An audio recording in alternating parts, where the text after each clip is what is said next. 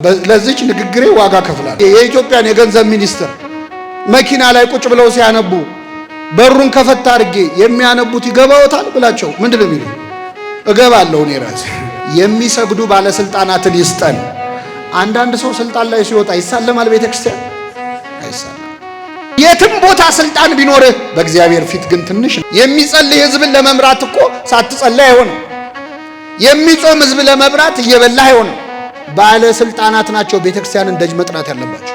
አያችሁ፣ ቤተክርስቲያን ባለስልጣናትን ደጅ መጥናት የለባትም። እነሆ ውሃ እንዳልጠመቅ የሚከለክለኝ ምንድነው? እነሆ ካህን ንስሐ እንዳትገቡ የሚከለክላችሁ ምንድነው? እነሆ ካህን ባይኖርሽ እነሆ ካህን ንስሐ እንዳንገባ የሚከለክለን ምንድነው? እነሆ ቤተ መቅደስ እንዳናስቀድስ የሚከለክለን ምንድነው? እነሆ ቁርባን እንዳንቆርብ የሚከለክለን ምንድነው? እነሆ መጽሐፍ ቅዱስ እንዳናነበው የሚከለክለን ምንድነው? ኢየሱስ ጌታ ነው ካሏችሁ ሰዎች ምን ትሏቸዋላችሁ መሰላችሁ? ኢየሱስ ክርስቶስ የእግዚአብሔር ልጅ እንደሆነ አምናለሁ።